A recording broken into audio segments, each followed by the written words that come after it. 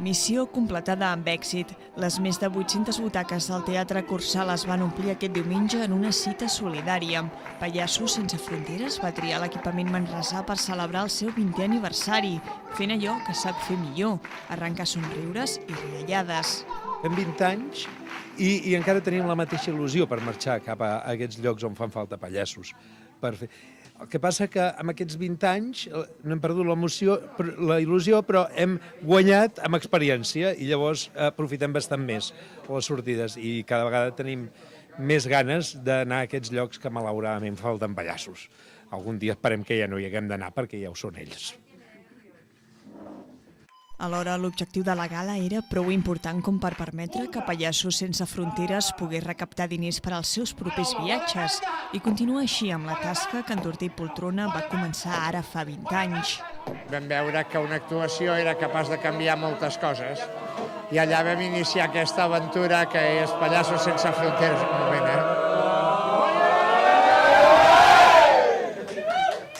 I aquí, acompanyats de tots aquests d'aquí darrere, seguim cercant diners, perquè els pallassos quan anem a fer aquestes coses no cobrem, però els viatges i això intenta l'organització pagar-los. Per tant, és el que estem fent. Del 26 de febrer de l'any 93 al 26 de febrer de l'any 2013 hem fet 10.708 actuacions i pensem continuar. Uns somriures que els pallassos porten arreu del món a base, però, de provocar sonores riallades a casa. El Cursal va gaudir d'una actuació que va reunir sobre l'escenari del Cursal artistes i companyies que al llarg d'aquests 20 anys han col·laborat amb l'ONG. El quartet de pallassos matsutins va quedar pràcticament nu sobre l'escenari, fent servir el seu cos per crear divertides melodies. També hi va haver acrobàcies amb el circ Pistolet, l'exhibició de Rosa Maria Peláez amb teles aèries, malabarisme a càrrec del manresà Moi Jordana, el darrer número de Gog i Magog o l'imprescindible Tortell Poltrona, fent-se un embolic amb el micròfon. Al final, la vetllada va ser un èxit.